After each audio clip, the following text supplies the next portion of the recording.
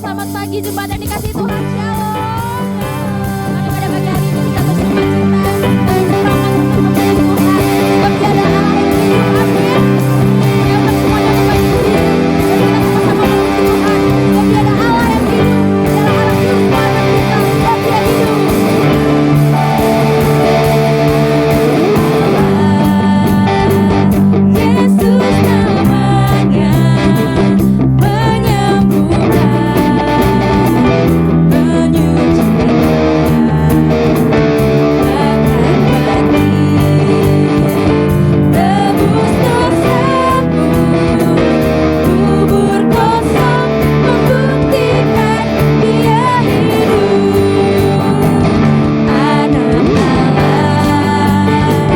Yesus namanya menyembuhkan,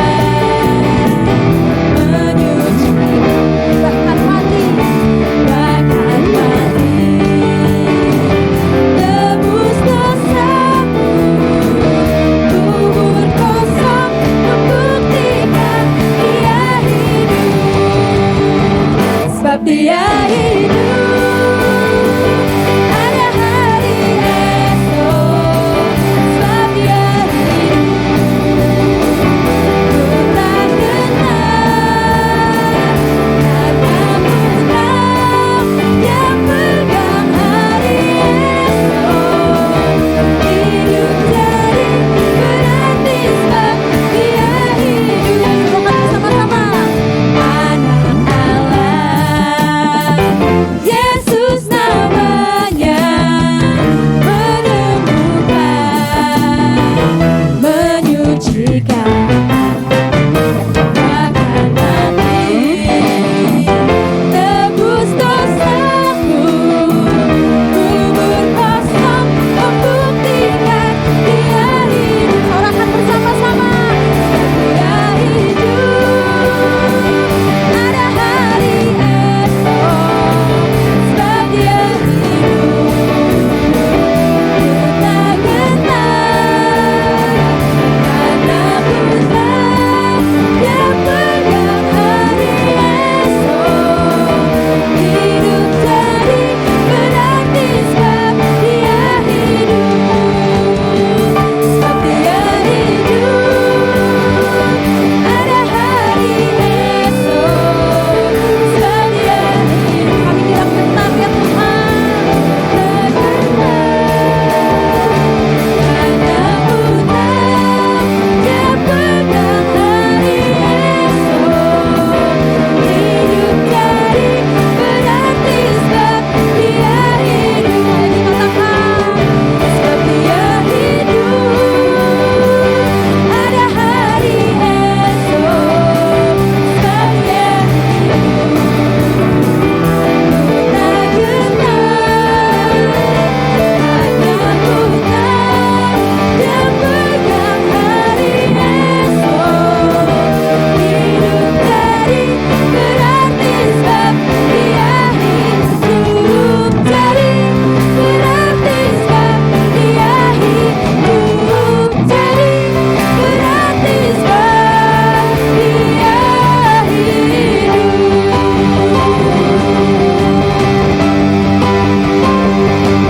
Sorak-sorai dengan Tuhan Yesus. Dia adalah Allah yang hidup. Dia Allah yang berkuasa untuk setiap kita. Amin. Silakan duduk setiap jemaat Tuhan. Sebab dia Allah yang hidup, maka kami tidak gentar ya Tuhan akan hari esok, akan setiap apapun yang kami lewati. Kami tahu Engkau beserta dengan kami ya Tuhan. Ini ucapan syukur kami ya Tuhan Yesus. Kami bawa pujian, kami bawa penyembahan hanya untuk Engkau saja ya Tuhan. Terima kasih Yesus.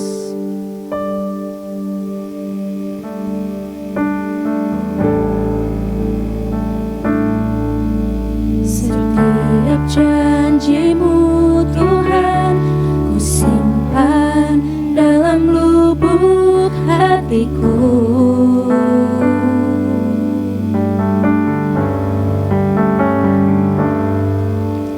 Lewati setiap masalah, tiap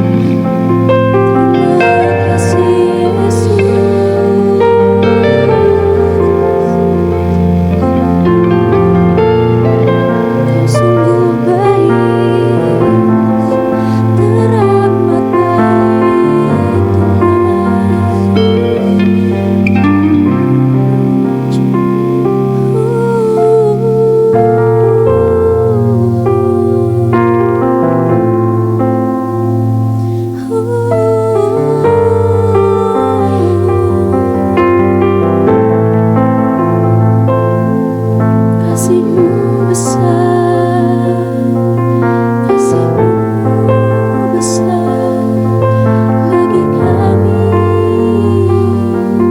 Yesus. Tak pernah tinggalkan, tak pernah tinggalkan perbuatan-Mu.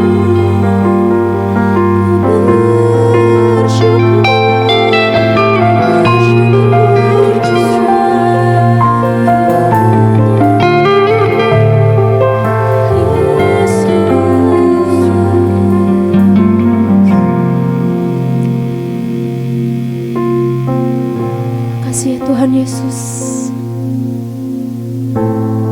Ini ucapan syukur kami ya Tuhan. Kami bawa kepada Engkau. Terima kasih untuk kasih setia-Mu ya Tuhan. Terima kasih untuk penyertaan-Mu yang begitu sempurna dalam hidup setiap kami ya Tuhan.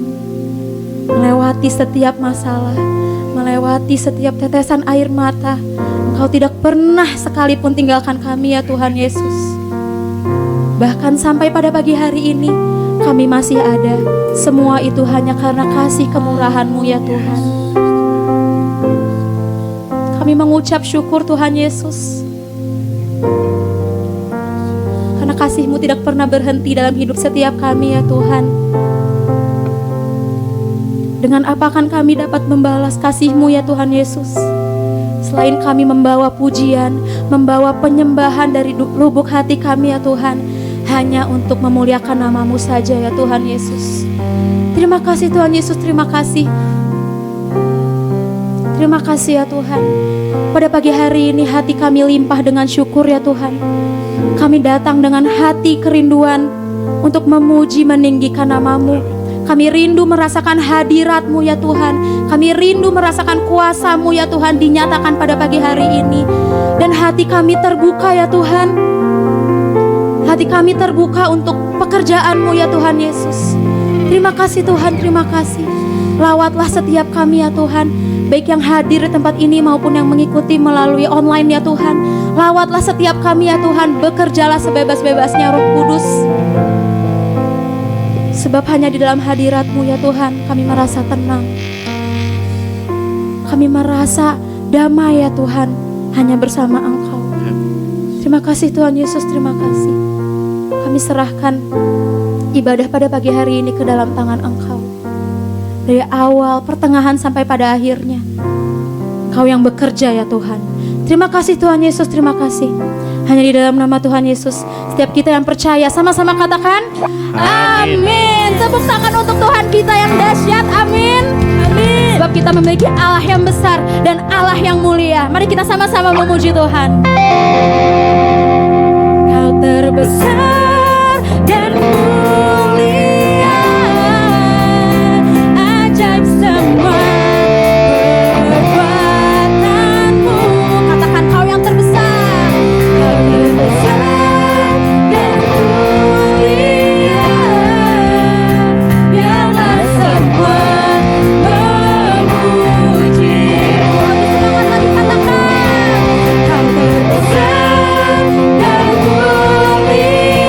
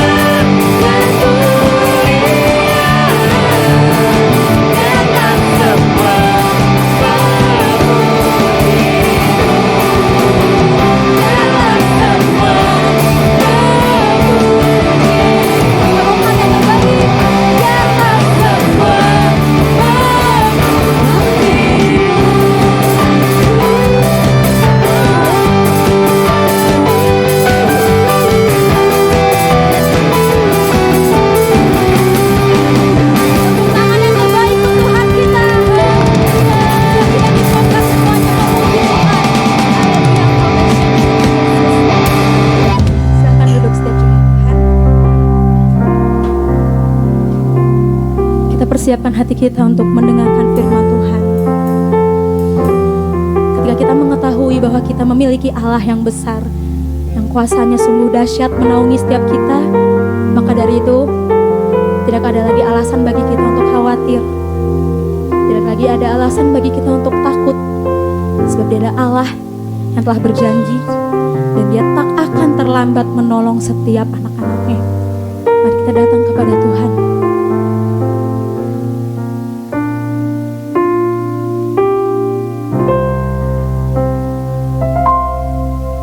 Tak pernah tinggalkan perbuatan tanganmu, Yesus, Kaulah penciptaku. Sehelai rambutku jatuh Engkau pun tahu, Yesus, Kau pedulikanku. Yesus, Kau perhatikanku. Takkan pernah terlambat pertolonganmu, takkan pernah terlelah Kau menjagaku. Kaulah segalanya yang ku perlu di setiap jalanku, sebab Engkau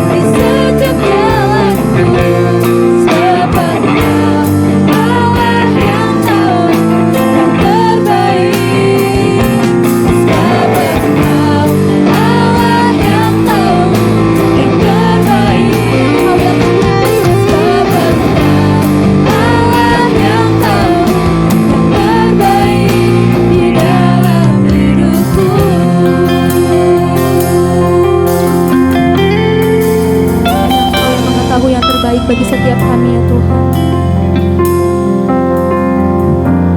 Kau lebih tahu yang terbaik bagiku. Kau lebih sanggup pulihkan hidupku. Ku berserah, ku percaya hanya Yesus penolong yang setia.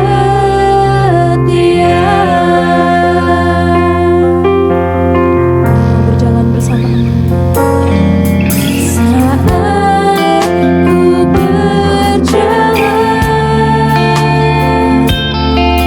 kasih-Mu menerangi langkahku. Aku takut, aku bimbang, karena ku tahu Kau bersamaku.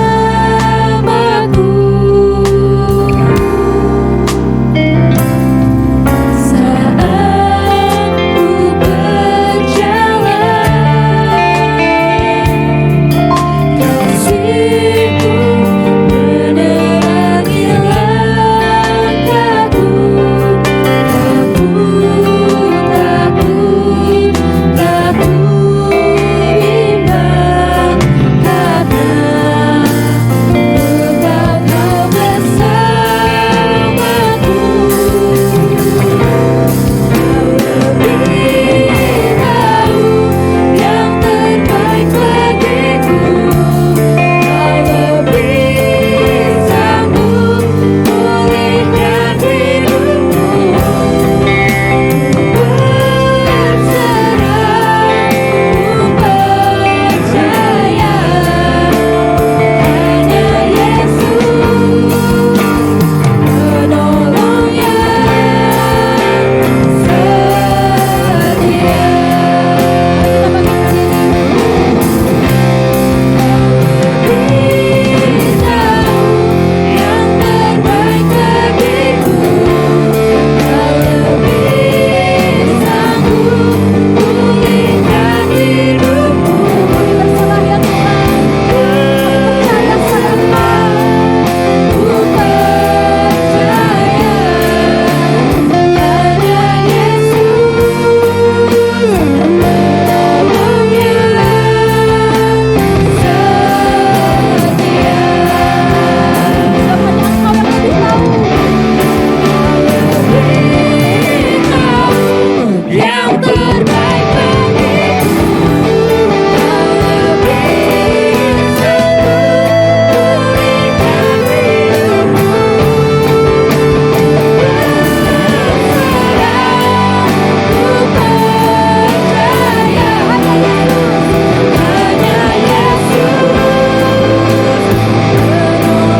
yang setia. Hanya Engkau yang lebih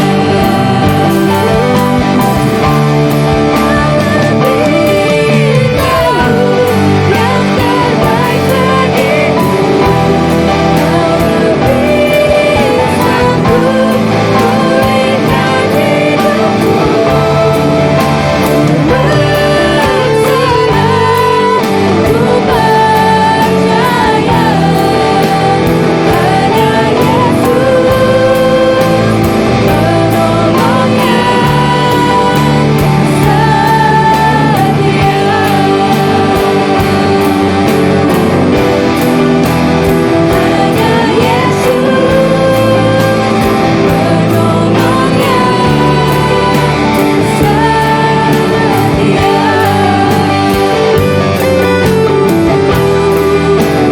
hanya Yesus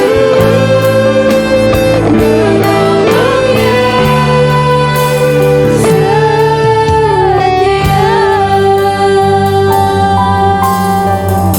Bapa di dalam surga, Bapa yang setia, Bapa yang penuh kasih, Bapa yang maha kuasa.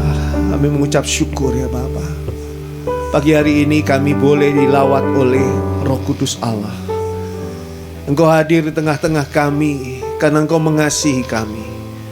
Engkau mau supaya kami merasakan kasih dan kuasa-Mu pagi hari ini, juga melalui firman Tuhan yang sebentar lagi akan kami renungi. Tuhan, kami serahkan hati kami masing-masing, pikiran kami, perhatian kami hanya ke dalam tangan Tuhan. Baik mereka yang ada di live streaming, yang melihat live streaming, maupun yang ada melihat melalui rekaman, atau yang khususnya yang ada di ruangan ini. Urapi kami semua dengan urapan kuasa Roh-Mu yang kudus, dan kami percaya kuasa-Mu sedang bekerja pada hari ini untuk kami masing-masing, memberkati kami semua. Sekarang ya Bapa, kami buka hati kami untuk firman Tuhan. Di dalam nama Tuhan Yesus kami berdoa. Haleluya. Amin. Puji Tuhan, silakan duduk. Ya, mungkin saudara selalu saya ingatkan bahwa sekarang kita sudah masuk pada masa-masa akhir zaman. Bahkan sekarang ini sudah masuk di dalam masa-masa terakhir dari akhir zaman. Ada banyak hal yang saudara mungkin temui dari media sosial tentang akhir zaman. Tapi saudara perlu sadar bahwa tidak semuanya apa yang disampaikan oleh media sosial itu benar. Uraian-uraiannya walaupun dibawakan oleh seorang hamba Tuhan, belum tentu itu sesuai dengan apa yang dituliskan oleh Alkitab tentang akhir zaman. Kalau saudara mau belajar tentang akhir zaman dan mengetahui, dan memang kita perlu sekali mengetahui tentang akhir zaman, itu saudara harus belajar dari Alkitab. Bukan dari pengertian-pengertian dan tafsiran orang, apalagi yang sudah dipengaruhi oleh berbagai macam pengaruh perkembangan gereja dari masa ke masa. Saya ingin ingatkan saudara kembali pada gambar nomor 1 ini yang mungkin saudara sudah lihat berkali-kali, dan saya tidak pernah bosan untuk menjelaskannya lagi supaya saudara bisa ingat, bahkan bukan menghafalnya tapi saudara memahaminya, bahwa apa yang ada pada gambar ini, tanda salib di sini adalah tanda waktu Tuhan Yesus, di mana Tuhan Yesus lahir, Tuhan Yesus mati, Tuhan Yesus bangkit, dan Tuhan Yesus naik ke surga.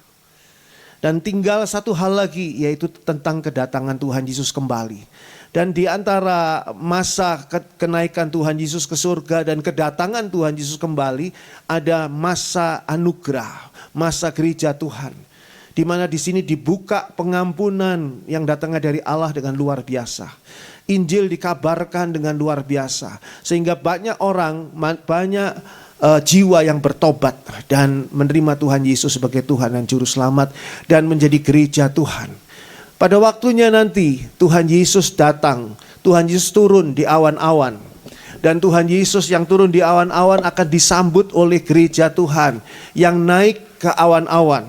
Ini dikenal dengan kata-kata dalam bahasa Inggris rapture, yaitu pengangkatan gereja Tuhan.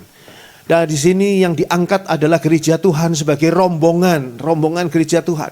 Masing-masing diberi tubuh kemuliaan untuk naik ke atas menyambut Tuhan Yesus di awan-awan di angkasa.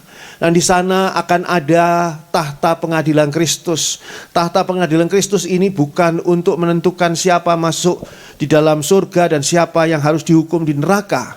Tapi tahta pengadilan Kristus ini adalah tahta yang nanti memberitahukan siapa yang mendapat reward, hadiah, mahkota al-hayat yang datangnya dari Tuhan. Karena semua hal yang dilakukannya pada masa hidupnya, termasuk semua pelayanan-pelayanannya. Itu sebabnya saya menganjurkan bagi saudara yang belum punya pelayanan, ambillah pelayanan di gereja ini supaya saudara bisa mendapatkan mahkota al-hayat di dalam tahta pengadilan Kristus nanti. Lalu setelah itu baru masuk dalam perjamuan kawin anak domba. Perjamuan kawin anak domba ini adalah perjamuan kawin antara gereja Tuhan dengan Tuhan Yesus, sebagai lambang dari kesatuan gereja Tuhan dengan Tuhan Yesus. Dan di sini ada ayat-ayatnya yang sudah cukup jelas, saudara bisa melihatnya dan membacanya ketika saudara ingin mempelajari gambar ini. Lalu apa yang terjadi di dalam dunia ini? Ketika gereja Tuhan sudah diangkat, maka masuklah dunia ini masuk ke dalam dua masa kesengsaraan, yaitu masa kesengsaraan 3,5 tahun yang pertama atau 42 bulan, dan masa kesengsaraan kedua yaitu masa kesengsaraan besar 3,5 tahun kedua yaitu 1260 hari. Dan di sini juga ada ayat-ayatnya yang begitu jelas. Apa yang akan terjadi di sana? Yang akan terjadi di sana adalah dibukanya 7 meterai yang memeterai gulungan kitab. Nanti kita akan pelajari tentang gulungan kitab ini. Ini memeterai ini, dan meterai ini dibuka, dan setiap satu meterai dibuka terjadilah satu hal yang luar biasa di dunia ini. Nanti kita pelajari secara ringkas karena ini pernah saya ungkapkan di dalam PA tentang akhir zaman di waktu-waktu yang lalu. Jadi saya tidak ingin ulangi terlalu panjang. Lalu setelah itu di dalam meterai yang ketujuh ada 7 sangkakala, dan 7 sangkakala ini ditiup dan terjadilah hal-hal yang luar biasa di dunia ini. Begitu juga ketika sangkakala ketujuh ditiup, maka ada 7 cawan murka Allah yang ditumpahkan, dan semua ini akan menghancurkan dunia. Puncak acaranya adalah perang Harmagedon. Perang Harmagedon yang misterius, yang seringkali ditafsirkan sebagai perang di daerah Megiddo dekat Yerusalem, dekat tempat tanah Israel di sana. Tapi nanti kita akan pelajari hal ini.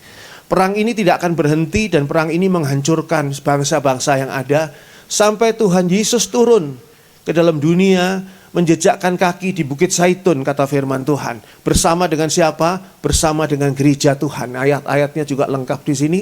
Saudara bisa baca di sana ayat-ayat yang lengkap. Dan Tuhan Yesus mendirikan kerajaan 1000 tahun di muka bumi. Kerajaan yang memang diimpikan, yang memang diharapkan oleh Allah ada di muka bumi, kerajaan 1000 tahun. Setelah itu barulah akan ada tahta pengadilan Allah. Tahta putih. Tahta putih ini yang menentukan orang-orang yang akan dimasukkan ke dalam neraka karena hukuman Allah berlaku atas orang-orang yang tidak ditebus oleh Tuhan Yesus. Dan saudara dan saya mendapatkan habitat baru, yaitu langit baru dan bumi baru, Yerusalem baru, yaitu surga yang dijanjikan. Dan ini semua diagram ini adalah berada, saudara mau baca dengan lengkap pada Wahyu pasal 6 sampai dengan Wahyu pasal 18. Di sini disusun akan ada masa-masa kesengsaraan besar. Dan ini adalah hal yang sangat disayangkan kalau seandainya kita jemaat akhir zaman tidak mau mempelajarinya. Karena ini merupakan hal yang akan terjadi. Kita mungkin tidak mengalami kalau kita sudah naik ke awan-awan, kita ada di awan-awan dan nanti kita turun bersama dengan Tuhan Yesus. Masa kesengsaraan dan kesengsaraan besar ini kita tidak alami. Disinilah masanya sang antikristus itu berkuasa dan menguasai dunia ini. Disinilah masa di mana penderitaan dunia berada pada puncaknya dengan sangat luar biasa. Orang semua yang ada di sini mengharapkan kapan ya saya bisa mati gitu. Karena mati itu lebih baik dibandingkan hidup pada zaman-zaman yang penuh dengan kesengsaraan ini. Tapi kita yang naik ke awan-awan akan bersama dengan Tuhan Yesus selamanya. Jadi mungkin kita tidak mengalami, tapi kita perlu tahu supaya kita bisa menjelaskan kepada teman-teman kita, kepada orang lain, supaya mereka juga ikut bersama dengan kita untuk menjadi murid Tuhan Yesus, dan kita sama-sama akan diangkat ke awan-awan, diselamatkan oleh Tuhan Yesus. Ya, semua ini diceritakan oleh Yohanes ketika Rasul Yohanes berada di Pulau Patmos. Ketika Rasul Yohanes diasingkan di sana, disuruh kerja paksa di sana. Rasul Yohanes yang sudah sangat tua disuruh kerja paksa di sana, tapi Rasul Yohanes diberi kekuatan oleh Tuhan, diberi kemampuan oleh Tuhan untuk boleh menulis wahyu yang datangnya dari Tuhan sendiri. Dan ini merupakan hal yang luar biasa karena ini sangat-sangat penting khususnya bagi kita jemaat di akhir zaman. Dan inilah yang dilihat oleh Rasul Yohanes. Wahyu pasal 6 sampai dengan ayat 18. Wahyu pasal 18 ini merupakan ayat yang dilihat oleh Rasul Yohanes untuk disampaikan kepada gereja Tuhan. Tuhan berpesan, jangan meteraikan kitab Wahyu ini. Berbeda dengan kitab Daniel. Pesan kepada Daniel, meteraikan karena ini masih lama pada zaman Daniel. Tapi sekarang pada zaman Rasul Yohanes 2000 tahun yang lalu, jangan meteraikan. Ini harus disampaikan, harus disampaikan. Dan kalau kita tidak mau memperhatikannya, tidak mau menyimaknya, tidak mau memperdulikannya, maka yang rugi adalah kita. Kita sudah membahas ini dan sudah dari tahun 1996 kalau saya nggak salah saya mulai mempelajari tentang akhir zaman dan sampai hari ini saya belum selesai. Dan sekarang mau diteruskan, cuma memang harus diulangi sedikit bagian-bagian yang sudah pernah disampaikan dahulu tapi secara ringkas saja. Kita sudah sampai pada Wahyu pasal 5. Kita buka Wahyu pasal 5. Kalau saudara mengikuti terus setiap minggu terakhir dari setiap bulan, saya usahakan untuk kita bisa membahas tentang akhir zaman. Wahyu pasal 5 ayat 1 sampai dengan ayat yang ke-5. Perhatikan ayat-ayat ini. Wahyu 5 ayat 1 sampai dengan ayat 5. Maka aku melihat di tangan kanan Dia yang duduk di atas tahta itu sebuah gulungan kitab yang ditulisi sebelah dalam dan sebelah luarnya dan dimaterai dengan 7 materai. Dan aku melihat seorang malaikat yang gagah yang berseru dengan suara nyaring, katanya, siapakah yang layak membuka gulungan kitab itu dan membuka meterai-meterainya? Tetapi tidak ada seorang pun yang di sorga atau yang di bumi atau yang di bawah bumi yang dapat membuka gulungan kitab itu atau yang dapat melihat sebelah dalamnya. Maka menangislah aku dengan amat sedihnya, karena tidak ada seorang pun yang dianggap layak untuk membuka gulungan kitab itu ataupun melihat sebelah dalamnya. Lalu berkatalah seorang dari tua-tua itu kepadaku, jangan engkau menangis. Sesungguhnya singa dari Yehuda, yaitu tunas Daud, telah menang, sehingga ia dapat membuka gulungan kitab itu dan membuka ke-7 meterainya. Kalau dikatakan di dalam ayat-ayat yang kita baca tadi, kata-kata aku itu adalah Rasul Yohanes. Rasul Yohanes melihat, merasakan, dia ikut ada di dalamnya, di dalam apa yang dia lihat, yang diperlihatkan Allah kepadanya dan apa yang dia ceritakan kepada kita. Gulungan kitab. Kenapa disebut gulungan? Karena pada waktu itu yang namanya kitab itu pada ayat 1 dikatakan itu adalah berupa lembaran yang memang digulung. Jadi bukan seperti kitab yang dijilid seperti zaman sekarang. Pada zaman itu, zaman Yohanes, kitab itu atau buku itu, Taurat juga termasuk, adalah lembaran yang digulung, papirus yang digulung ya. Jadi makanya disebut sebagai gulungan. Gulungan kitab itu cuma satu, tidak ada dua, tidak ada tiga, cuma satu. Dan ditulisi di sebelah luar dan di sebelah dalam. Aneh sekali, biasanya gulungan kitab ditulisi hanya bagian dalam. Ini bagian luar juga. Dan lebih aneh lagi karena gulungan kitab ini dimeterai. Buat apa ditulis kalau dimeterai? Berarti tidak boleh dibaca, ini tidak boleh dibuka. Apa gunanya? Dimeterai dengan 7 meterai, bukan cukup 1 meterai tapi 7 meterai.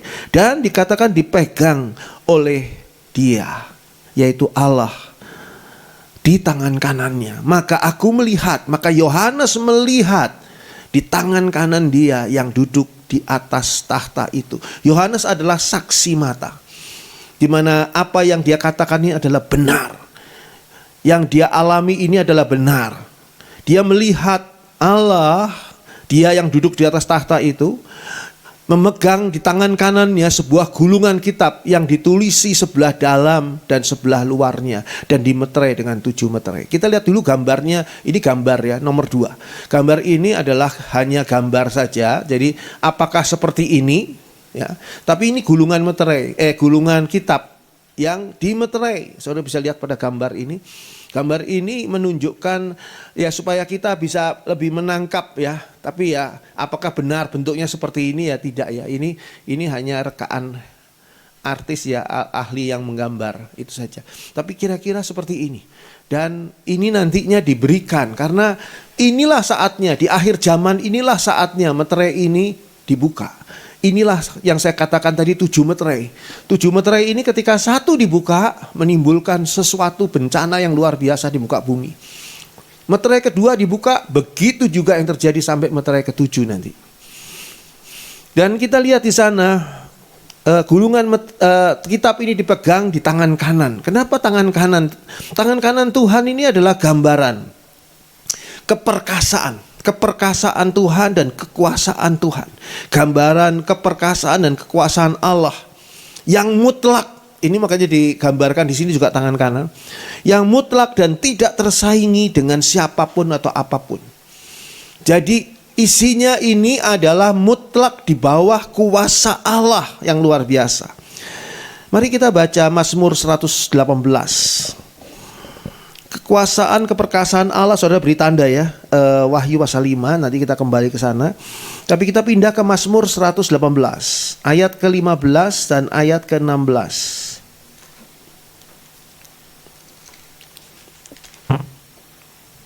Mazmur 118 ayat 15 dan ayat 16.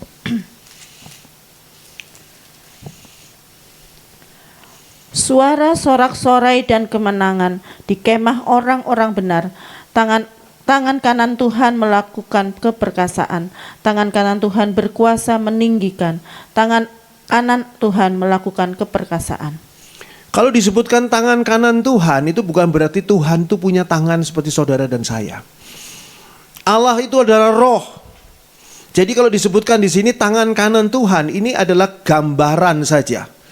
Adalah gambaran saja tentang apa? Tentang kuasa. Tangan kanan Tuhan berkuasa meninggikan. Jadi Tuhan itu punya kuasa untuk meninggikan. Tangan kanan Tuhan melakukan keperkasaan. Artinya apa? Tangan kanan Tuhan itu mempunyai kemampuan untuk melakukan keperkasaan. Jadi bukan tangan kanannya, bukan itu, bukan masalah tangan kanannya, tapi masalahnya yang mau dijelaskan di sini adalah kuasa Tuhan yang ada di dalamnya. Yang digambarkan di sana sebagai tangan kanan. Sebab biasanya orang kan memang kekuatannya lebih kuat tangan kanan ketimbang tangan kiri, kecuali orang-orang yang mungkin memakai tangan kiri ya. Dan ini adalah hal yang digambarkan di sini. Dan siapa atau apa gambaran tentang tangan kanan ini? Sebelah kanan Allah, kanannya Allah, itu gambaran apa? Kita buka Ibrani. Kita buka Ibrani 10 ayat 12.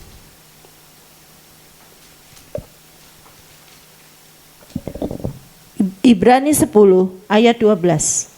Tetapi ia setelah mempersembahkan hanya satu korban saja karena dosa, ia duduk untuk selama-lamanya di sebelah kanan Allah. Gambaran kanan Allah, sisi kanan Allah. Sekali lagi, itu bukan berarti Allah mempunyai kanan dan kiri, karena Allah itu roh. Tapi sisi kanan itu adalah sisi terhormat, sisi yang mengandung kuasa tadi. Kita sudah baca, mengandung kuasa untuk memuliakan, meninggikan, membuat Allah itu luar biasa. Nah di sini dikatakan tetapi ia setelah mempersembahkan hanya satu korban saja karena dosa. Ini ia itu Tuhan Yesus. Tuhan Yesus duduk untuk selama-lamanya di sebelah kanan Allah. Nah kata-kata seperti ini tuh jangan saudara artikan bahwa oh Tuhan Yesus duduk terus ribuan tahun kemudian gitu, tetap duduk terus nggak pernah berdiri, nggak seperti itu. Duduk untuk selama-lamanya di sebelah kanan Allah ini menggambarkan itulah posisi Tuhan Yesus, posisi yang sangat istimewa, sangat mulia di dalam kealahan yang kita percaya. Ada 3 pribadi di dalam kealahan ini, yaitu Allah Bapa, Allah Putra, dan Allah Roh Kudus yang adalah satu Allah. Nah ini kita sudah pernah bahas hal ini, tapi nanti boleh saudara, kalau saudara kurang jelas, saudara bisa bertanya lagi kepada saya. Jadi Allah itu hanya satu. Jadi kalau dikatakan di sini, ia duduk selamanya di sebelah kanan Allah, seolah-olah Tuhan Yesus dan Allah itu beda.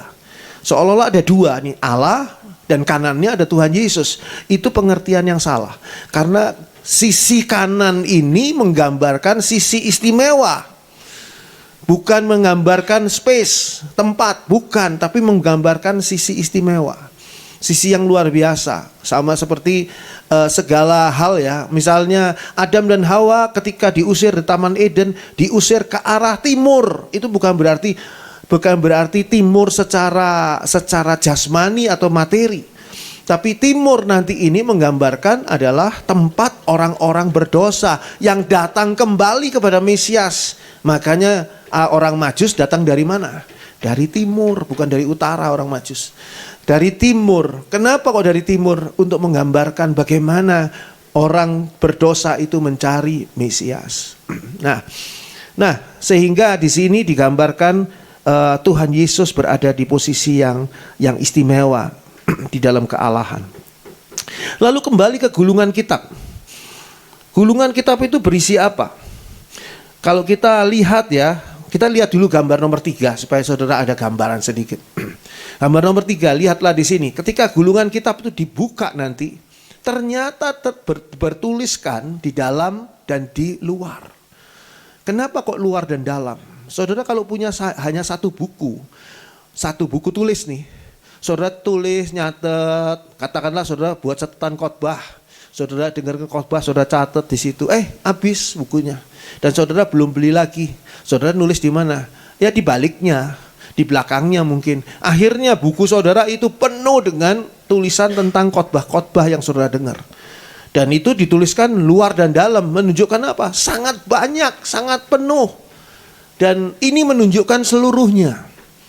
Sehingga seluruhnya ditulis, seluruh materi yang mau ditulis di gulungan kitab ini luar dan dalam. Ini gambaran. Sekali lagi ini gambar ya aja. Gambar. Gulungan kitab itu berisi apa? Berisi tulisan tentang apa? Tentang penghukuman atas dunia ini yang akan terjadi. Hanya akan terjadi satu kali saja. Satu kali saja dan sangat dahsyat. Kalau saudara lihat pada zaman Nuh dulu, dunia itu direndam dengan air bah. Tuhan katakan ini cuma satu kali, tidak ada lagi. Karena apa? Karena itu simulasi. Zaman Nuh itu adalah simulasi. Simulasi itu katakanlah contoh lah, bukan yang sebenarnya. Contoh, semua akan binasa. Apakah seluruh manusia binasa? Dunia binasa dengan air bah. Apa seluruh manusia binasa? Jawabannya tidak. Ada 8 orang yang selamat, yaitu Nuh dan keluarganya. Jangan lupa, ada juga binatang-binatang yang selamat di dalam bahtera Nuh. Saya sudah jelaskan, saya ulangi dikit saja. Nuh dan keluarganya itu gambaran bangsa Yahudi, orang Israel. Sedangkan binatang-binatang itu adalah gambaran saudara dan saya, kita yang orang-orang non-Yahudi. Banyakkan mana antara binatang-binatang itu dengan 8 orang yang selamat.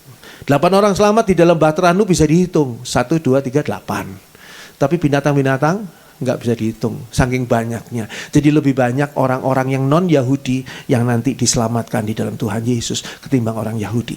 Ya, kita tidak tahu berapa persennya kira-kira, tapi bahtera Nuh menggambarkan itu. Dan itu simulasi. Dan sekarang tidak akan terjadi lagi seperti bahtera Nuh itu. Atau Tuhan berjanji dengan pelangi ya, pakai pelangi, Tuhan berjanji bahwa tidak akan terjadi lagi dunia direndam dengan air bah. Artinya penghukuman itu cuma satu kali. Sama seperti penghukuman yang tertulis di dalam gulungan kitab ini. Sangat dahsyat, tapi terjadi satu kali. Setelah itu musnahlah semuanya. Kita buka Yeskiel 2. Yeskiel pasal 2. Yeskiel 2 ayat 9 dan ayat yang ke-10. Yeskiel 2 ayat 9 dan 10. Aku melihat sesungguhnya ada tangan yang terulur kepadaku, dan sungguh dipegangnya sebuah gulungan kitab, lalu dibentangkannya di hadapanku. Gulungan kitab itu ditulisi timbal balik, dan di sana tertulis nyanyian-nyanyian ratapan, keluh kesah dan rintihan. Ternyata tentang isi gulungan kitab itu sudah dinubuatkan pada zaman Yeskiel. Di dalam Yeskiel 2 ayat 9 dan 10, ayat 9 dulu, aku melihat sesungguhnya. Nah, di sini aku ini bukan Yohanes, tapi Yeskiel. Aku melihat sesungguhnya ada tangan yang terulur kepadaku.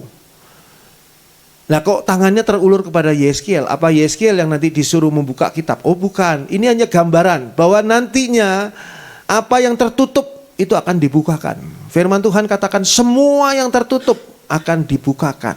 Termasuk adalah hal ini yang penting sekali adalah gulungan kitab ini. Dan sungguh dipegangnya sebuah gulungan kitab, ayat 10.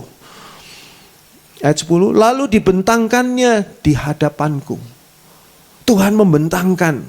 Ini semua apa yang dilihat Yeskiel adalah nubuatan. Nubuatan yang nanti diperkuat dengan nubuatannya Yohanes di Pulau Patmos.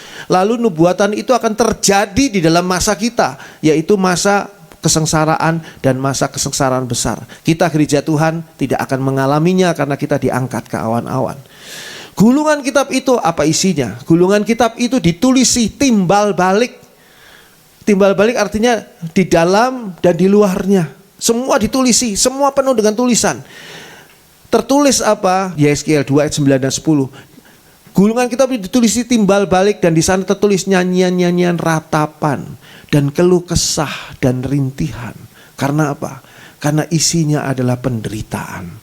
Penderitaan yang akan terjadi di muka bumi ini. Pada Yeskiel 2 ayat 10 ini dijelaskan dengan begitu jelas bahwa isinya adalah nyanyian ratapan, keluh kesah dan rintihan. Bukan sebuah nyanyian pujian, ucapan syukur, bukan. Kita buka juga Sakaria. Sakaria ini juga nubuatan. Sakaria pasal 5 ayat 1 sampai dengan ayat yang keempat. Zakaria 5 ayat 1 sampai dengan 4. Aku melayangkan mataku pula, maka aku melihat tampak sebuah gulungan kitab yang terbang. Berkatalah ia kepadaku, apa yang engkau lihat? Jawabku, aku melihat sebuah gulungan kitab yang terbang, panjangnya 20 hasta dan lebarnya 10 hasta. Lalu ia berkata kepadaku, inilah sumpah serapah yang keluar menimpa seluruh negeri. Sebab menurut sumpah serapah itu, setiap pencuri di sini masih bebas dari hukuman, dan setiap orang yang bersumpah palsu di sini juga masih bebas dari hukuman. Aku telah menyuruhnya keluar, demikianlah firman Tuhan semesta alam, supaya itu masuk ke dalam rumah pencuri dan ke dalam rumah orang yang bersumpah palsu demi namaku. Dan supaya itu bermalam di dalam rumah mereka dan memusnahkannya, baik kayunya maupun batu-batunya. Ya, di sini kita lihat dari ayat 1 dulu. Sakaria 5 ayat 1. Aku melayangkan mataku pula. Nah di sini aku ini bukan Yeskiel, bukan Yohanes, tapi Sakaria. Sakaria melayangkan mata. Ini saksi-saksinya, ini sehingga hal ini mungkin nggak terjadi. Belum terjadi sekarang, tapi nanti akan terjadi. Maka aku melihat tampak sebuah gulungan kitab yang terbang. Nah, kalau di sini gulungan kitabnya terbang. Jadi diperlihatkan bahwa ini itu berasal dari atas. Ayat 2. Berkatalah ia kepadaku, apa yang kau lihat? Jawabku, aku melihat sebuah gulungan kitab yang terbang. Gulungan kitab ini sangat besar. Panjangnya 20 hasta. Satu hasta itu ukuran dari ujung jari saudara sampai ujung siku saudara. Ketika tangan saudara terbuka. Ketika tangan saudara terbuka, maka ujung jari sampai ujung siku saudara itulah satu hasta. Sekarang ini panjangnya 20 hasta. Ini kurang lebih 45 cm. Panjang satu hasta itu. Sehingga kalau 2 kali saja sudah 90. 900, berarti panjangnya kitab ini 900 cm. Kalau tadi 45 cm. Dan lebarnya 10 hasta, berarti apa? 450 cm. Sangat besar. Ayat 3. Ayat 3, lalu ia berkata kepadaku, inilah sumpah serapah yang keluar menimpa seluruh negeri. Jadi di dalamnya itu isinya, kok tadi kan nyanyian duka ya, nyanyian sedih, nyanyian sengsara. Di sini sumpah serapah yang keluar menimpa seluruh negeri. Sebab menurut sumpah serapah itu, nah ini saudara perhatikan, setiap pencuri di sini masih bebas dari hukuman. Saudara lihat dunia ini tidak adil, sehingga orang yang bersalah, orang yang melanggar hukum seringkali ya masih bebas. Sedangkan rakyat kecil yang kesalahannya kecil diurus sampai habis-habisan. Dunia memang tidak adil. Tapi nanti dunia ini akan diberlakukan keadilan yang luar biasa. Zaman itu dikatakan, kenapa ada sumpah serapah tadi? Karena pada zaman itu orang bersumpah serapah. Kenapa orang jahat itu kok dibiarkan? Sebab menurut sumpah serapah itu, setiap pencuri di sini masih bebas dari hukuman. Dan setiap orang yang bersumpah palsu di sini juga masih bebas dari hukuman.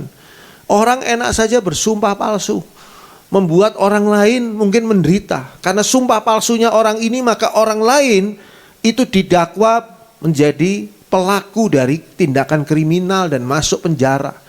Ada orang-orang yang menghabiskan waktunya di penjara padahal dia tidak berbuat kesalahan apa-apa. Dan penjara itu jangan saudara kira hanya penjara berupa dinding dengan jeruji.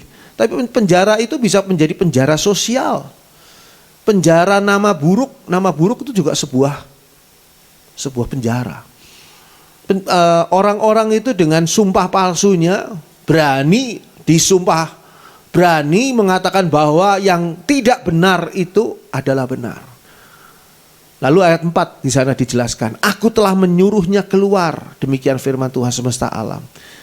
Menyuruhnya itu apa? Menyuruh gulungan kitab ini keluar supaya ia masuk ke dalam rumah pencuri dan ke dalam rumah orang yang bersumpah palsu demi namaku, dan supaya itu bermalam, supaya si gulungan kitab itu bermalam di dalam rumah mereka dan memusnahkannya. Jadi kalau saudara diperlakukan tidak adil di dalam dunia ini, saudara betul-betul merasakan bahwa saudara diperlakukan tidak adil, tapi saudara tidak bisa membela diri karena mungkin saudara lemah. Saudara tidak punya uang untuk membela diri. Saudara tidak punya koneksi untuk membela diri. Tapi saudara punya Allah yang akan membela saudara. Adukan masalah saudara ke dalam tangan Allah, maka semuanya itu apa yang ditabur orang itu yang akan dituainya. Tidak mungkin orang yang menaburkan hal yang jahat, hal yang merugikan orang lain dan sebagainya itu akan menikmati dan tidak menuai hasilnya yang juga jahat dan merugikan dirinya sendiri.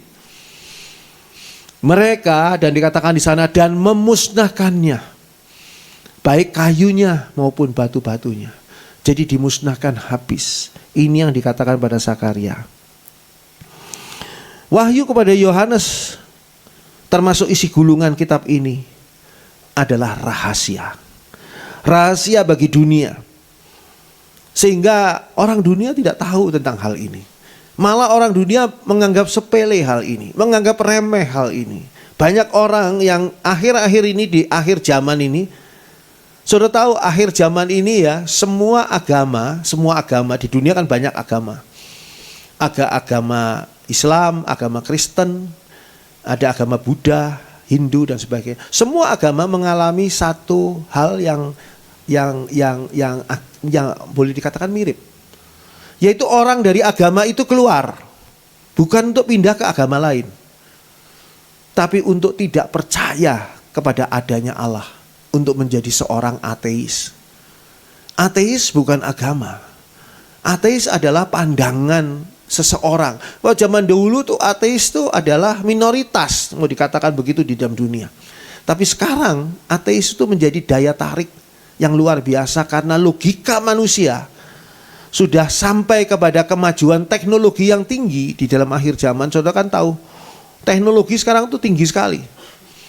Luar biasa, apalagi teknologi AI yang sangat luar biasa. Saudara melihat sekarang saya berkhotbah di depan saudara. Apakah ini betul saya? Jangan-jangan saya adalah hasil dari produk AI. Ya. Sehingga hal itu tuh membuat mereka lebih percaya kepada hal-hal yang ada di dalam alam dunia teknologi. Dan saya katakan teknologi itu adalah hal yang sebetulnya ilmu yang paling simple itu apa? Teknologi. Karena apa? Teknologi itu 1 tambah 2 sama dengan 3 itu pasti. Dan saudara bawa angka 1 tambah 2 sama dengan 3 ini ke Perancis. Orang mereka setuju, ya betul 1 tambah 2 sama dengan 3. Dimanapun juga akan terjadi hal yang sama. Jadi ketika saudara menguasai ilmu matematika, saudara menguasai ilmu untuk pembuatan komputer, saudara sudah masuk dalam era yang sekarang ini. Era yang membuat orang tidak yakin lagi, apa betul ada Tuhan? Apakah Tuhan bukan cuma sebuah rekaan manusia-manusia zaman dulu yang karena kemajuan teknologinya belum ada sehingga mereka-reka Tuhan yang maha kuasa. Kalau saudara lihat, Tuhan di semua agama itu berkuasa, punya kuasa lebih daripada manusia biasa. Tuhan di semua agama. Sehingga kalau mereka mengatakan bahwa Tuhan Yesus bisa menyembuhkan orang, Tuhan di agama saya juga bisa menyembuhkan orang. Tuhan di agama yang itu juga bisa menyembuhkan orang. Tapi sekarang masalahnya, orang percaya nggak sama Tuhan itu termasuk pada Tuhan Yesus. Orang percaya aja pada kemajuan daya pikir dan daya kreativitas manusia. Mereka tidak percaya lagi pada Tuhan. Adakah Tuhan? Apakah Tuhan memang benar ada? Ini perkembangan filsafat yang akhir, ya dulu pernah orang mempertanyakan tentang keberadaan Tuhan. Pada zaman Aristoteles, Sokrates, zaman-zaman dulu filsuf Yunani, masih orang pernah bertanyakan hal itu. Tapi sekarang di zaman akhir ini, justru filsafat tentang keberadaan, pertanyaan tentang keberadaan Tuhan menjadi muncul kembali. Apakah benar Tuhan ada? Tidak. Makanya gulungan kitab ini rahasia. Bukan cuma gulungan kitab yang rahasia buat orang lain, Tuhannya saja rahasia buat orang lain. Tapi tidak buat kita. Kita diberitahukan akan semuanya ini. Allah justru memberitahukan kepada gereja Tuhan. Nah, ingin saya beritahukan kepada saudara, gereja Tuhan itu hanya satu. Tapi ada orang-orang yang mengatakan gereja Tuhan di dunia ini ada 7. Buktinya di kitab Wahyu. Ada 7 gereja yang dikirimi surat. Oh bukan, itu 7 model gereja. Model gereja itu ada 7 model. Dan 7 masa gereja. Ada masa-masa di mana gereja itu mengalami seperti gereja-gereja Laodikia. Ada masa-masa di mana gereja itu nanti mengalami seperti gereja Philadelphia dan seterusnya. Itu cuma, tapi gereja itu cuma satu. Berapa istrinya Tuhan Yesus? Nanti perkawinan anak domba. Perkawinan anak domba, istrinya Tuhan Yesus cuma satu, yaitu gereja Tuhan. Gereja Tuhan cuma satu, bukan 7 gereja Tuhan. Terus Tuhan Yesus perkawinan anak domba dengan gereja Tuhan, Tuhan Yesus langsung punya istri 7. Enggak, itu sesat ya. Hati-hati. Jadi gereja Tuhan itu hanya satu, mempunyai 7 model dan 7 masa. Kenapa kok rahasia tentang gulungan kitab itu dibukakan 2000 tahun yang lalu pada Yohanes di Pulau Patmos?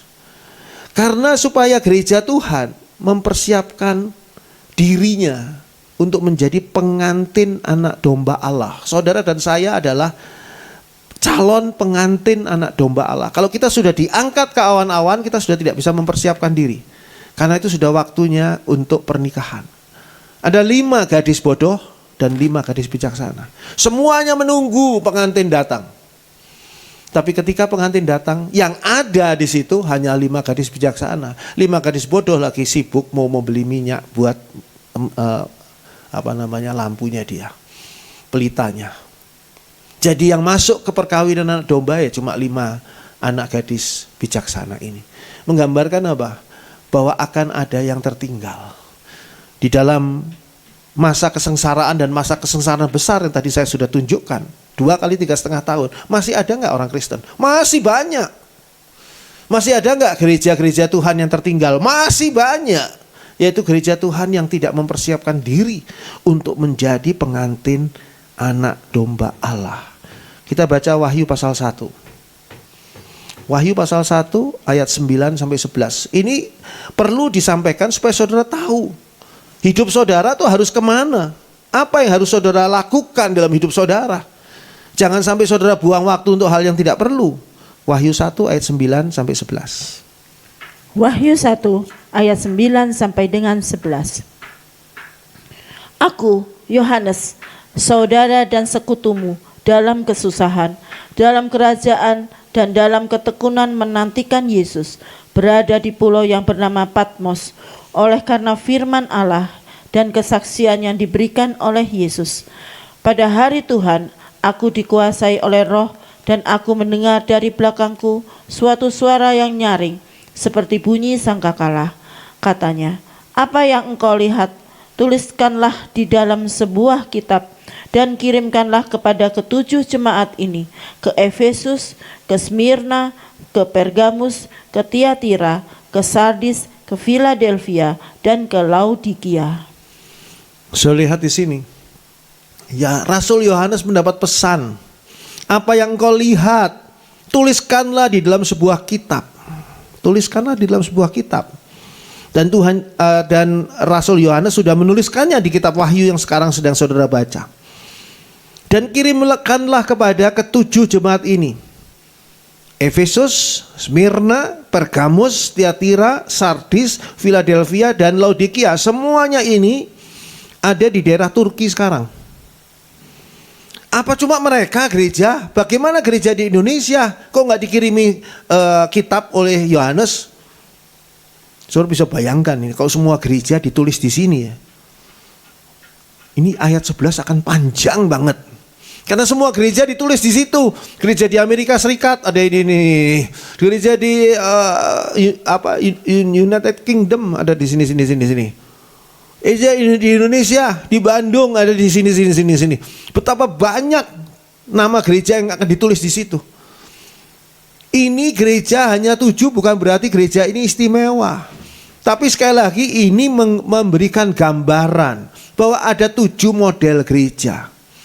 Kita sudah pernah belajar ke 7 model gereja ini. Tidak ada satu gereja pun yang sempurna dari 7 gereja ini. Tapi sekarang kita mau jadi model yang mana? Kita mau jadi model gereja yang ragu-ragu atau menjadi model gereja yang beriman? Kita mau menjadi model gereja yang hura-hura atau menjadi model gereja yang serius?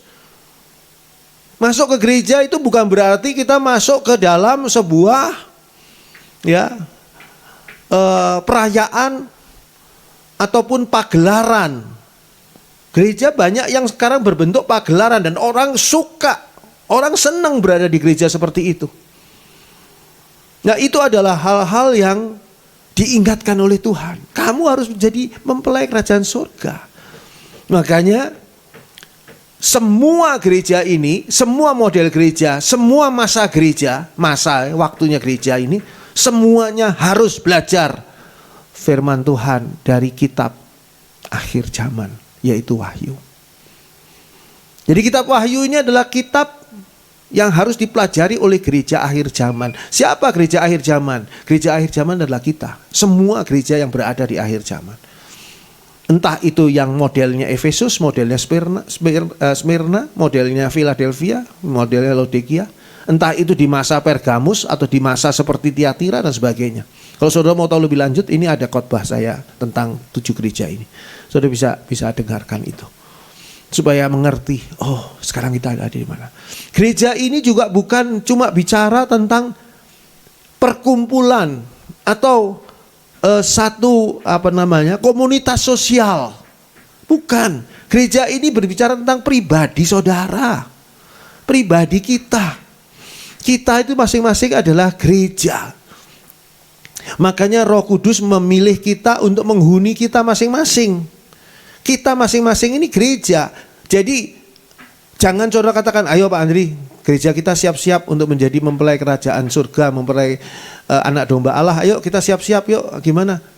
Betul sih, gereja kita perlu siap-siap. Tapi bukan cuma gereja kita. Kita masing-masing harus siap-siap menjadi mempelai pengantin anak domba Allah. Artinya ketika rahasia akhir zaman mulai dibukakan kepada gereja Tuhan yang dikatakan di Wahyu 1 ayat 11 ini, saat itulah dunia mulai memasuki masa akhir zaman.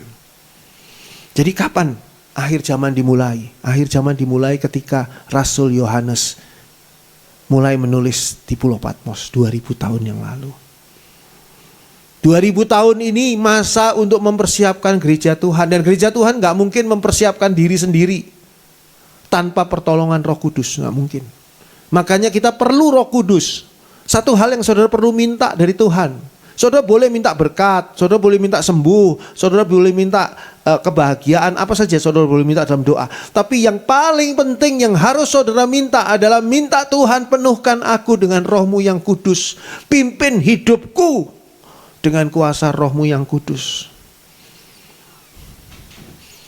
Saat itulah saat Rasul Yohanes menuliskan wahyu di Pulau Patmos. Saat itulah kita semua memasuki masa akhir zaman. Coba kita baca Daniel. Daniel 12 ayat 8 sampai dengan ayat yang ke-10.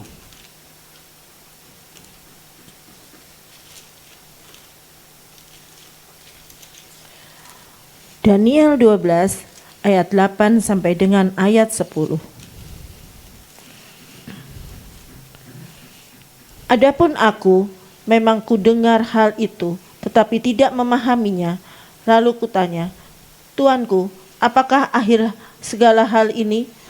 Tetapi ia menjawab, pergilah Daniel, sebab firman ini akan tinggal tersembunyi dan termeterai sampai akhir zaman. Banyak orang akan disucikan dan dimurnikan dan diuji, tetapi orang-orang fasik akan berlaku fasik. Tidak seorang pun dari orang fasik itu akan memahaminya, tetapi orang-orang bijaksana akan memahaminya. So, lihat di sana. Pada masa Daniel masih dimeteraikan karena masih lama. Tapi ketika masa Yohanes, nah ini sudah waktunya. Karena apa? Yesus sudah lahir, Yesus sudah mati, Yesus sudah bangkit, Yesus sudah naik ke surga, mempersiapkan tempat bagi saudara dan saya. Yohanes pasal 14 mengatakan hal itu. Dan dari sana dia akan kembali lagi. Jadi ketika Tuhan Yesus naik ke surga, itu dimulailah masa persiapan pengantin. Dimulailah masa persiapan pengantin anak domba. Dimulailah kita itu benar-benar dipersiapkan untuk diangkat ke awan-awan. Daniel 12 ayat 8 dikatakan di sana, pada Daniel 12 ayat 8. Adapun aku, nah di sini aku lain lagi, Daniel di sini ya. Memang ku dengar hal itu, tetapi tidak memahaminya. Lalu ku tanya, Tuhanku, apakah akhir segala hal ini? Saudara, kalau tidak memahami tentang Alkitab, tentang ayat Alkitab, tentang firman Tuhan, tentang petunjuk Tuhan. Mungkin saudara dapat petunjuk dari mimpi. Mungkin saudara dapat petunjuk dari suara yang muncul di hati saudara atau apapun juga. Tanyakanlah kalau saudara tidak mengerti. Jangan saudara abaikan. Saya nggak ngerti, udahlah. Saya banyak urusan.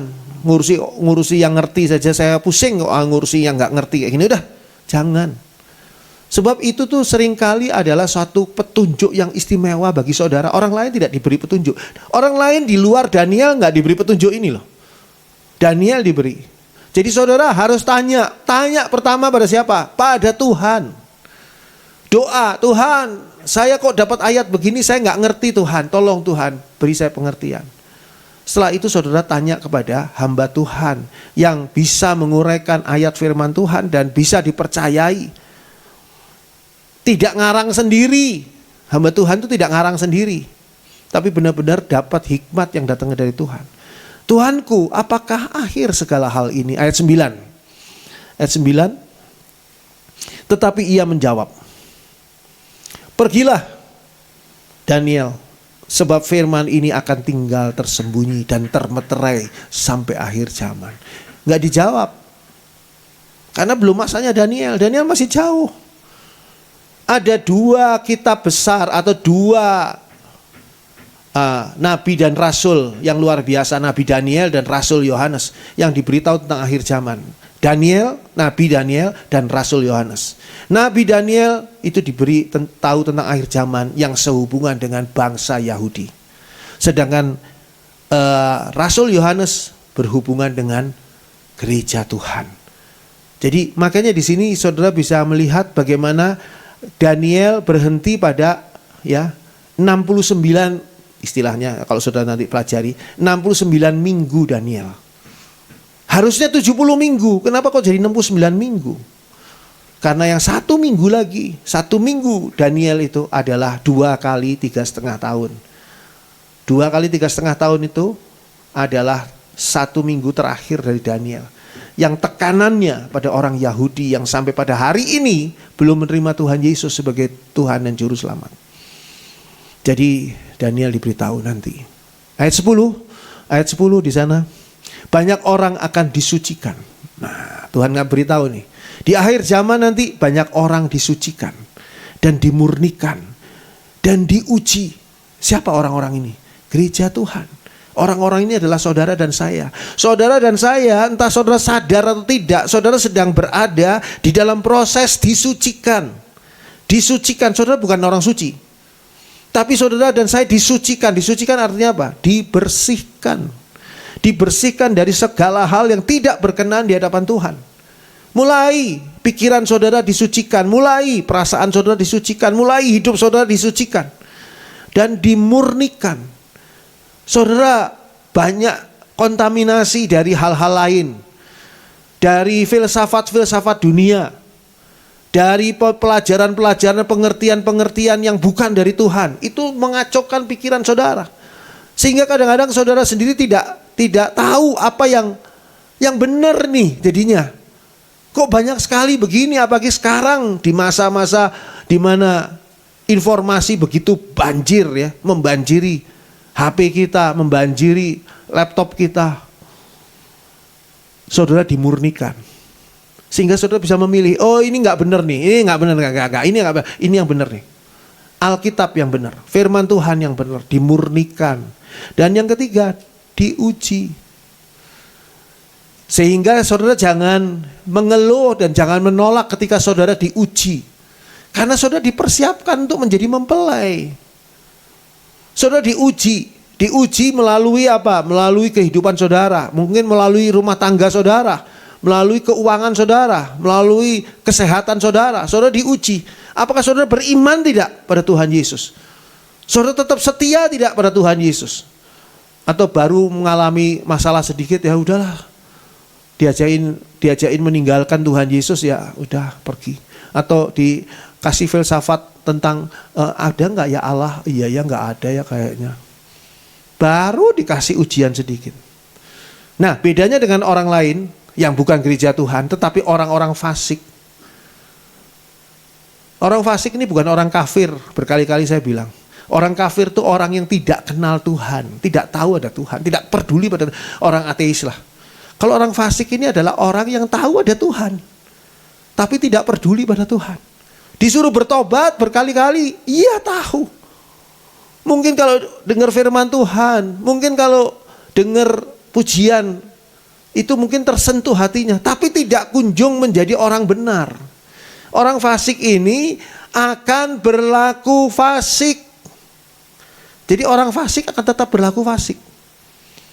Tidak seorang pun dari orang fasik itu akan memahaminya. Karena apa? Karena free will-nya menolak itu. Ini bukan karena Tuhan memisahkan. Oke, kamu orang benar, kamu gereja Tuhan. Di sini grupnya gereja Tuhan. Kamu disucikan, kamu dimurnikan, kamu diuji ya. Oke. Nah, kamu ini orang-orang fasik. Orang fasik di sebelah sini. Orang fasik ini kamu sampai kapanpun gak akan bertobat kamu. Seolah-olah Tuhan menentukan begitu. Oh enggak, Tuhan tidak pernah menentukan begitu. Tuhan itu mengasihi semua. Kalau bisa semuanya tuh masuk surga kok. Itu kasih Allah akan isi dunia ini begitu besar sehingga dikaruniakan anaknya yang tunggal. Jadi bukan Tuhan menentukan, oh ini kamu masuk surga, kamu orang benar, kamu gereja Tuhan, kamu orang fasik, selamanya kamu nggak akan bertobat. Enggak. Orang itu sendiri yang menolak. Kalau saudara bicara dengan orang fasik, saya sering bicara dengan orang fasik. Dia sadar loh, iya ya om, iya ya pak, saya berdosa ya, saya kok hidupnya kayak gini ya, hidup saya kacau nih, hidup saya nggak benar nih, saya tahu hidup saya nggak benar.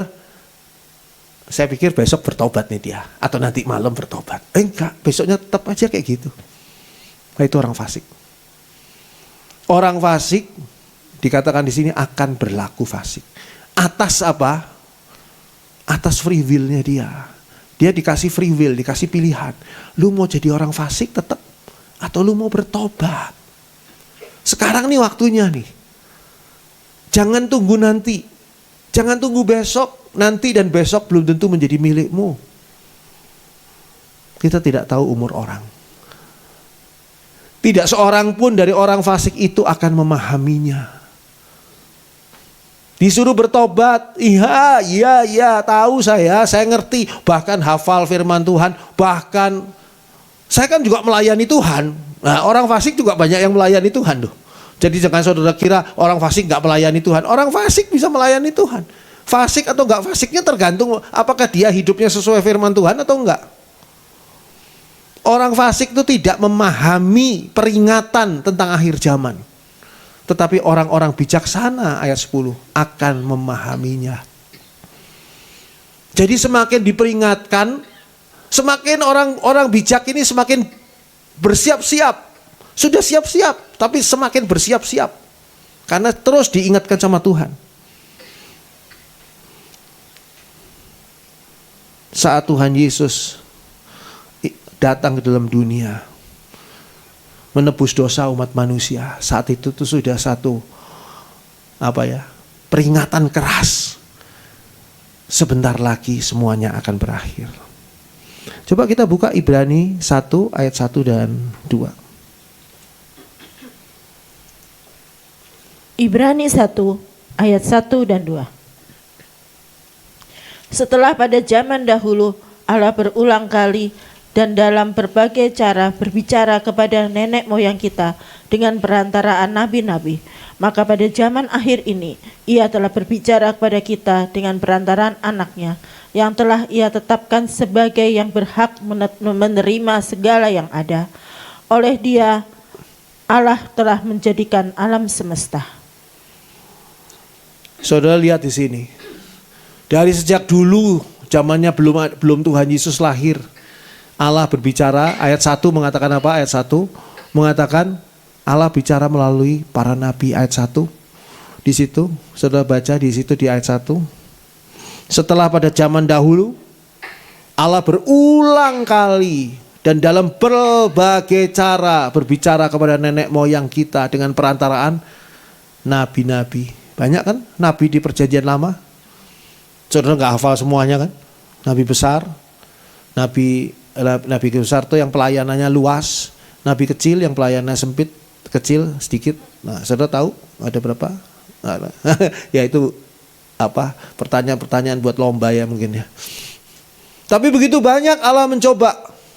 Tapi sekarang pada ayat 2 dikatakan, maka pada zaman akhir ini, perhatikan, maka pada zaman akhir ini Ia telah berbicara kepada kita dengan perantaraan Yesus Tuhan, anaknya, yang telah Tuhan tetapkan ini sebagai yang berhak menerima segala yang ada. Ini ya, kita lagi bahas predestinasi. Ini destinasinya Tuhan. Ini keputusannya Allah. Kenapa Allah tidak memilih yang lain? Allah memilih Yesus sebagai jalan keselamatan. Ini predestinasinya. Jangan disalahartikan dari predestinasi ini. Oleh Dia, oleh Yesus inilah Allah telah menjadikan alam semesta. Dan oleh Yesus Kristus inilah Allah nanti menghancurkan alam semesta. Karena kuasa Allah yang luar biasa. Ibrani 9 ayat 26. Ayat 26 bagian akhir ya. Saya yang baca ya. Tetapi sekarang Ia hanya satu kali saja menyatakan dirinya pada zaman akhir.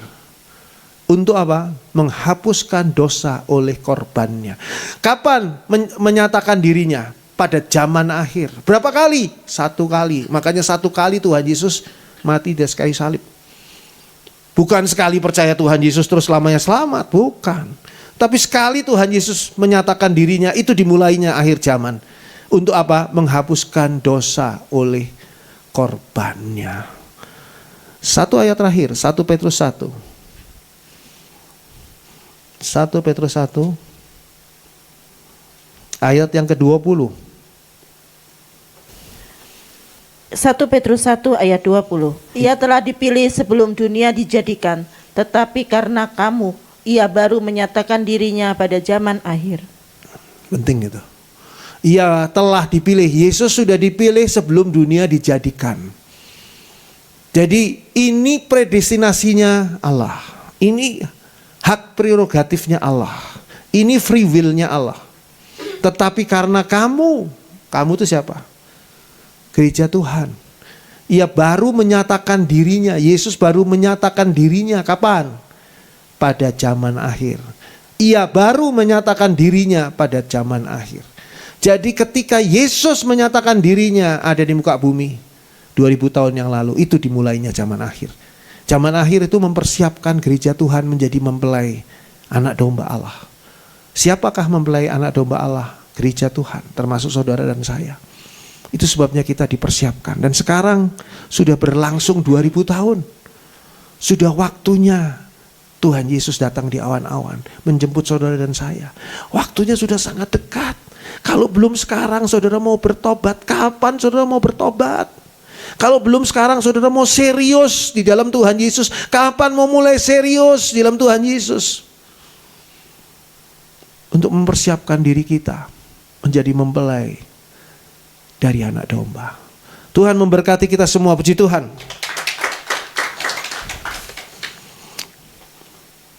Mari kita nyanyikan Mulia bagi anak domba.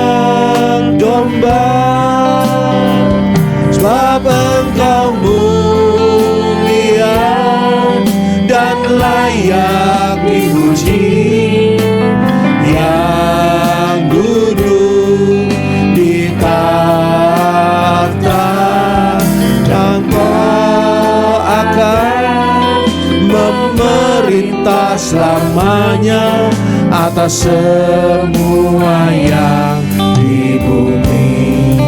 Mulia, mulia bagi anak domba. Mari kita bangkit berdiri.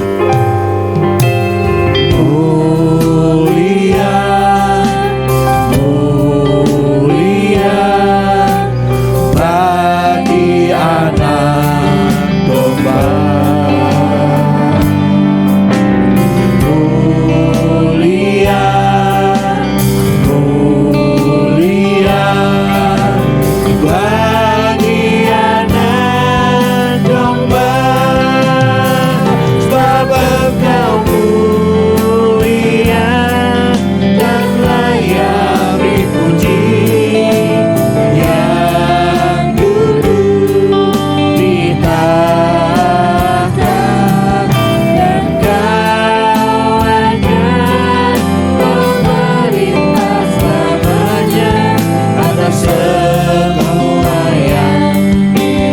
Engkau mulia dan layak dipuji. Mulia dan layak dipuji. Yang duduk di tahta, dan Kau akan memerintah selamanya atas semua yang dipuji. Sebab Engkau mulia dan layak. Sebab Engkau mulia dan layak dipuji.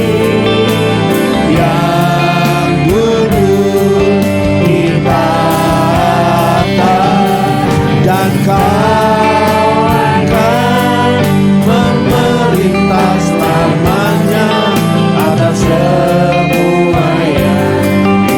atas semua yang di bumi, atas semua yang di bumi, atas semua yang di bumi. Kami sembah Engkau ya Allah, Allah yang maha kuasa, Allah yang maha besar, Allah yang sudah memberikan anak domba yang mulia bagi kami untuk menebus dosa kami. Kami sudah diselamatkan oleh Tuhan Yesus. Sekarang tinggal kami menjaga agar kami tidak kehilangan keselamatan itu karena kebodohan kami.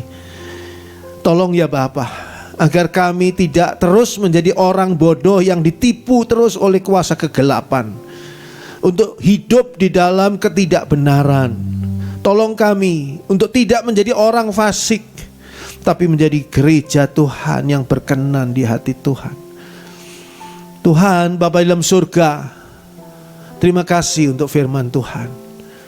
Terima kasih untuk firman Tuhan yang sudah mengisi bukan hanya pengertian kami, tapi meneguhkan iman kami kepada Tuhan Yesus Kristus.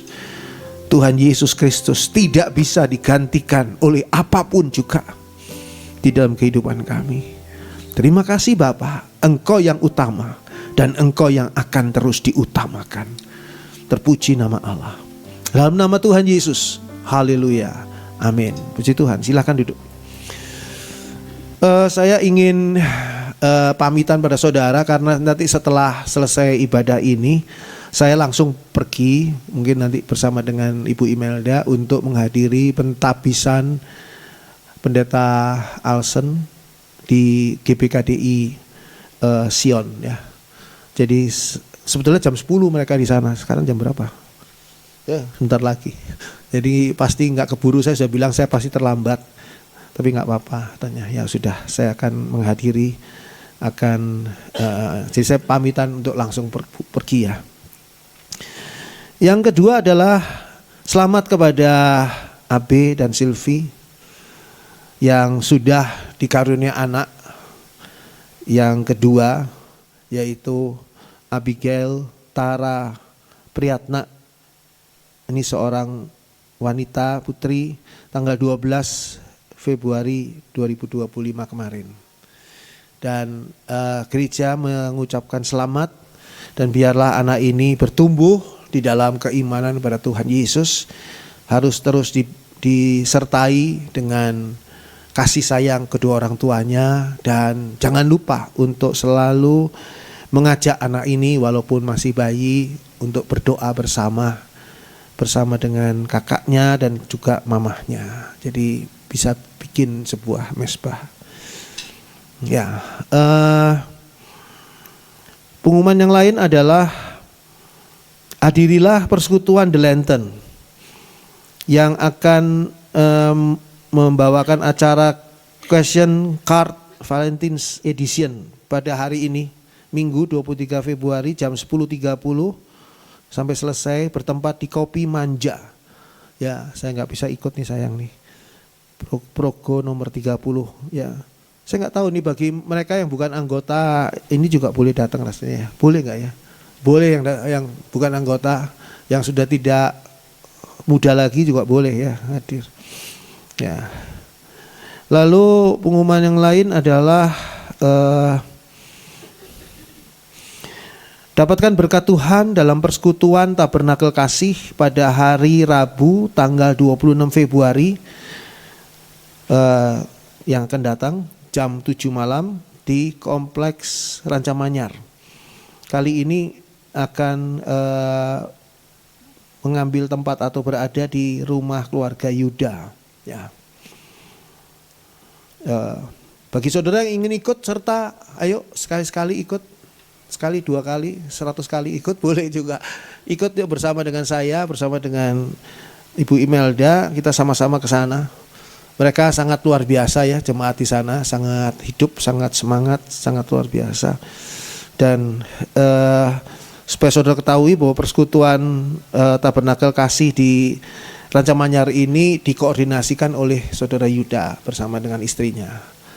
Jadi mereka yang mengkoordinasi ini semua dan sudah ulang tahun yang setahun ini lebih tua daripada anaknya anaknya AB ya. Sudah setahun soalnya ini ya. Lalu pengumuman yang lain adalah GPKDI Tabernakel Kasih berulang tahun ke-9 pada Jumat 28 Februari nanti. Kita tuh ulang tahunnya tanggal 28 Februari.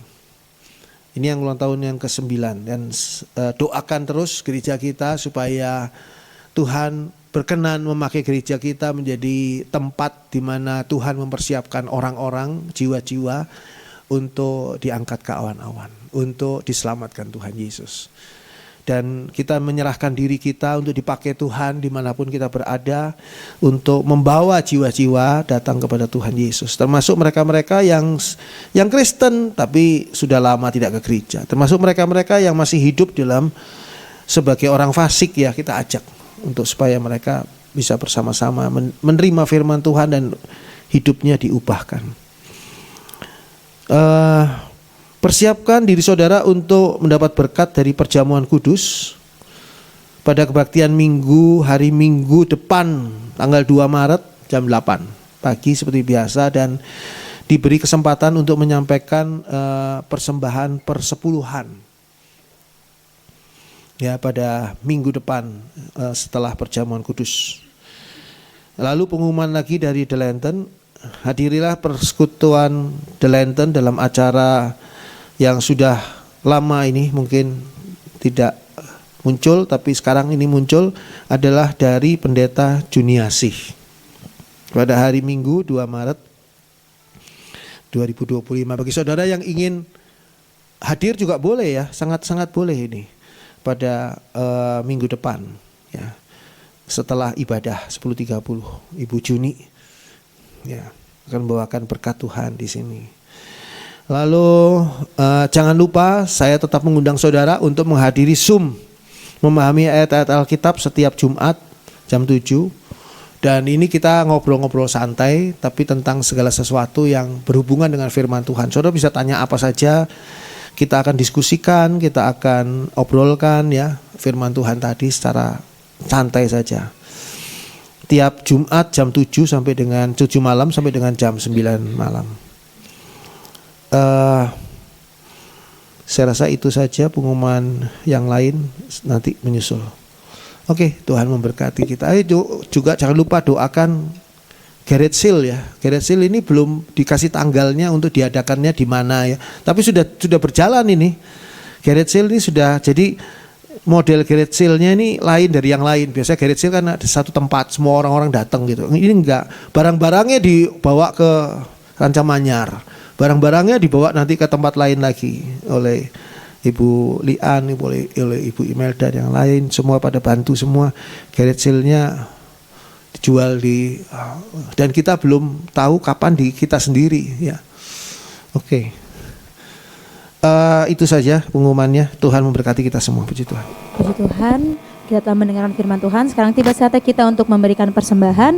Bagi jemaat yang di tempat ini dapat memberikan persembahan melalui kantong yang akan diedarkan. Dan bagi jemaat yang mengikuti melalui live streaming dapat memberikan persembahan melalui nomor rekening yang tertera. Selamat memberikan persembahan. Tuhan Yesus memberkati.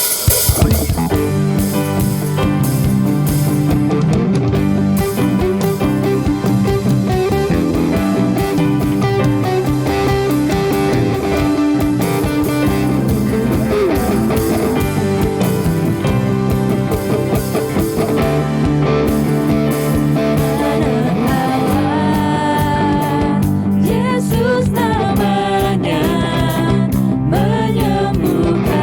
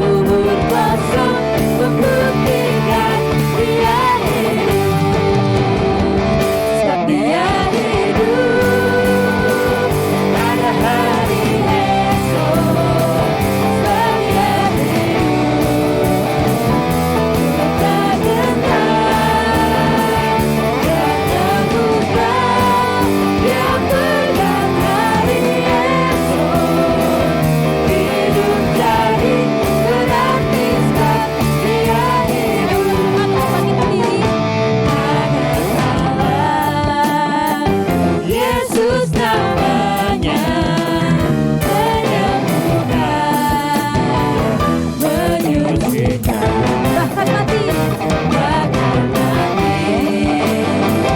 Tebus dosaku, kubur kosong membuktikan Dia hidup. Sebab Dia hidup, ada hari esok. Sebab Dia hidup, kami sedang dengar ya Tuhan. Tak gentar, karena buta, yang pegang hari esok. Hidup jadi berarti sebab Dia hidup.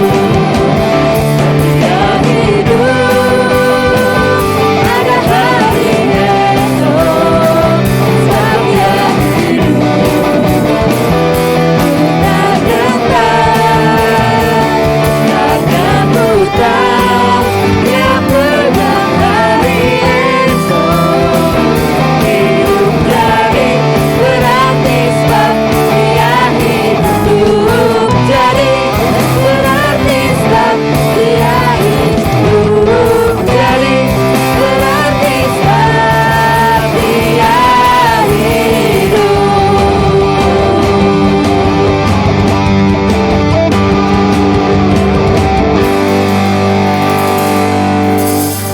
Haleluya.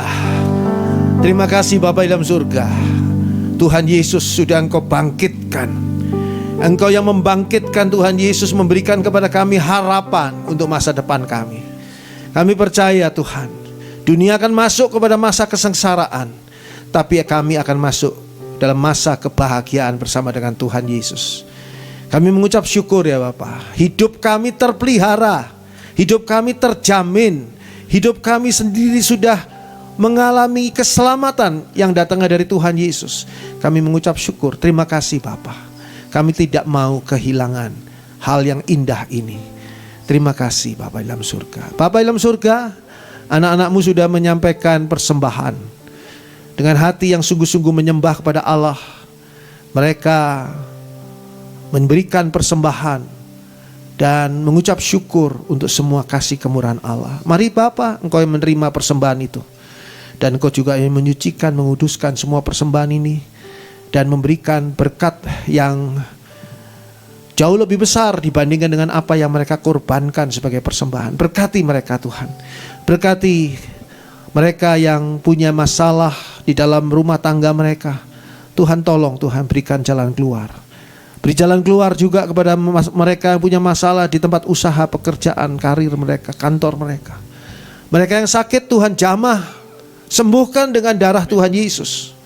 Dan mereka yang punya masalah dengan ekonomi mereka, keuangan mereka, bisnis mereka, usaha mereka, Tuhan, Engkau tidak tinggal diam. Engkau segera menolong ya Tuhan, agar anak-anak-Mu ini boleh hidup di dalam kasih kemurahan Tuhan senantiasa. Terima kasih Bapa. Bapa di dalam surga, kami serahkan seluruh acara di dalam minggu ini dari gereja-Mu Tuhan dalam tangan Tuhan, agar supaya berlangsung semuanya dengan baik. Dan berdoa juga bagi jemaat-jemaat yang sampai pada hari ini masih mungkin mulai kendor, mulai tidak lagi merindukan Tuhan. Tolong ya Bapa, agar mereka boleh kembali untuk bersungguh-sungguh serius dengan Tuhan Yesus. Terima kasih Bapa dalam surga. Berkati kota Bandung, berkati Indonesia, dan tolonglah agar Indonesia boleh semakin terbuka bagi pengabaran Injil. Dan pakailah kami ya Bapa untuk mengajak teman-teman kami, saudara-saudara kami, keluarga kami untuk datang memenuhi tempat di gereja ini, boleh sama-sama menikmati berkat Tuhan di sini. Terima kasih Bapa dalam surga. Sekarang kami buka hati kami untuk berkat Tuhan. Dicurahkan berkat yang datangnya dari Allah, di dalam kasih dan kemurahan Tuhan Yesus Kristus, dan di dalam persekutuan Allah Roh Kudus yang senantiasa menyertai kita dari saat ini sampai ketika Tuhan Yesus datang di awan-awan dan gereja Tuhan diangkat naik bersama-sama dengan Yesus selamanya, masuk di dalam surga yang mulia. Dalam nama Tuhan Yesus, terpuji nama Allah selama-lamanya. Haleluya. Amin. Bapa,